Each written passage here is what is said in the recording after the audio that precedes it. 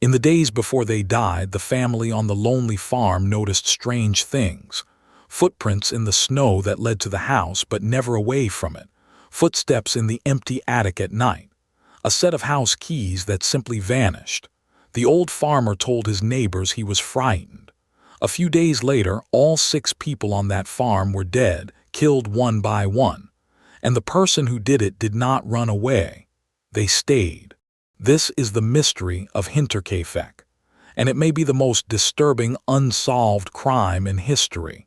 Hinterkaifeck was not even a real place on most maps. It was a small farmstead in the countryside of Bavaria in southern Germany, about 40 miles north of Munich. It sat alone, set back from the road, surrounded by fields and bordered by a dark line of forest. The nearest village was a short walk away, but the farm itself stood isolated, the kind of place where you could scream and no one would hear you. The people who lived there were the Gruber family. Andreas Gruber was 63 years old, a hard, gruff farmer who was not well liked in the area. His wife, Cecilia, was 72. Living with them was their widowed daughter, Victoria Gabriel, who was 35. Victoria had 2 children. Her daughter, also named Cecilia, was 7 years old and had just started school. Her little son, Joseph, was only 2. 6 people in all would die on that farm, because on the very last day, a new maid had just arrived. Her name was Maria Baumgartner. She was 44 years old, and she had come to Hinterkaifeck to start her new job. She would live there for only a few hours. The strange events had begun months earlier. The family's previous maid had quit and left the farm, telling people that the house was haunted. She said she heard voices and footsteps when no one was there, and she could not stand to stay any longer. At the time, people may have thought she was simply nervous or superstitious. But then it was Andreas Gruber himself, a tough old farmer not given to flights of fancy, who began to notice things. In the last week of March, 1922, snow lay on the ground around the farm, and Andreas found footprints. A single set of tracks led across the field from the edge of the forest, straight to the farmhouse. But there were no tracks leading back. Whoever had made them had walked to the house and not left. Andreas searched but found no one. There was more. He told his neighbors that he had heard footsteps in the attic above the family's heads at night. He found a strange newspaper on the farm that no one in the family had bought and could not explain. The lock on a door was tampered with. A set of house keys went missing and was never found. And Andreas noticed scratch marks on a lock, as if someone had been trying to get in. Or perhaps as if someone was already inside and moving around the farm when the family was not looking, living in the attic, in the spaces between the walls, watching them. Andreas Gruber told these things to his neighbors in the days before the murders. He was uneasy, but for reasons no one will ever fully understand, the family did not leave. They did not call for help to stay the night. They went on with their work on the lonely farm. And on Friday, the 31st of March, 1922, something came for them. What investigators were later able to piece together is chilling in its method. The killer did not break in and attack in a frenzy. Whoever did this was patient and deliberate. It appears that, one by one, the older members of the family were lured out to the barn, perhaps by a sound, perhaps by something the killer arranged. And as each one stepped into the barn in the dark, they were struck down with a heavy farm tool, a kind of pickaxe called a mattock. The elderly parents, the daughter Victoria, and little 7-year-old Cecilia were all found in the barn, stacked together and covered with hay and an old door. Then the killer went into the house, and there they killed the 2 who remained. The new maid, Maria Baumgartner, dead in her bed on her first night at her new job, and the toddler Joseph, just 2 years old, killed in his cot in the room he had shared with his mother. 6 people, and then the most unbelievable part of the entire story. The killer did not leave. In the days that followed the murders, the neighbors noticed things, but nothing that alarmed them enough to act. Smoke rose from the chimney of Hinterkaifeck.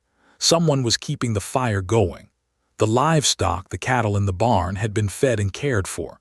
They were healthy, watered, looked after. A mechanic who came to the farm during those days, not knowing what had happened, later said the place felt strange, but he saw no one. Neighbors saw the smoke and assumed the family was simply at home, going about their lives. But the family was dead in the barn and in the house, and someone was living among their bodies, eating their food, feeding their animals, tending their fire, for days. We do not know who. We do not know why.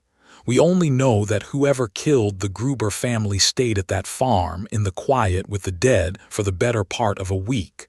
It was not until Tuesday, the 4th of April, that the outside world finally noticed something was truly wrong. Little Kezilia had not come to school.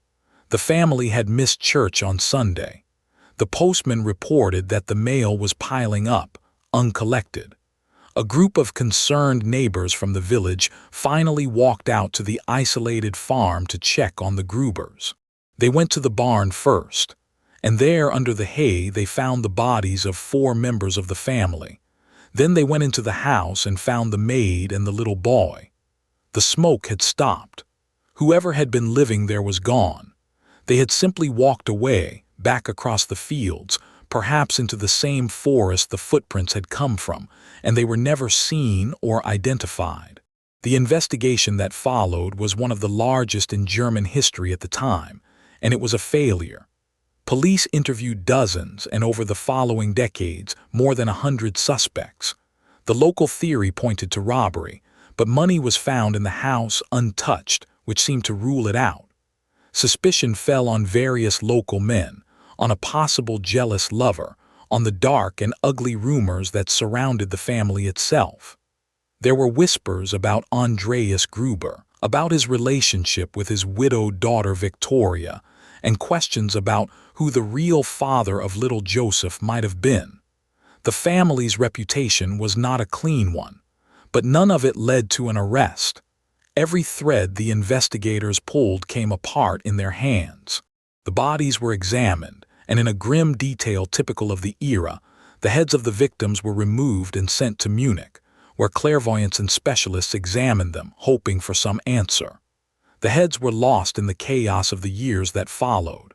The farmhouse itself, the scene of it all, was considered cursed by the locals. In 1923, just a year after the murders, Hinterkaifeck was torn down. Today, there is nothing there but a quiet field and a small memorial, a shrine standing on the spot where a family was destroyed. The case has never been solved.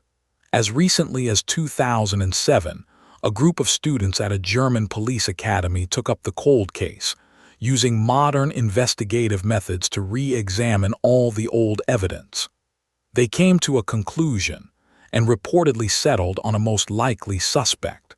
But out of respect for that person's living relatives, they chose not to release the name publicly.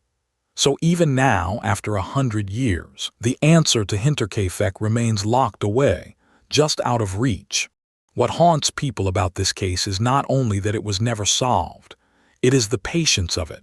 The footprints in the snow that led only one way, the footsteps in the attic, the sense in those final days that the family was not alone in their own home, that something was already there, waiting, watching them sleep, choosing its moment.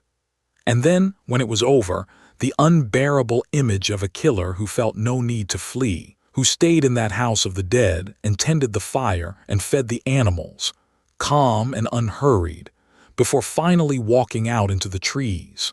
6 people lived on a lonely farm in Bavaria. They saw the warning signs. The farmer told his neighbors he was afraid.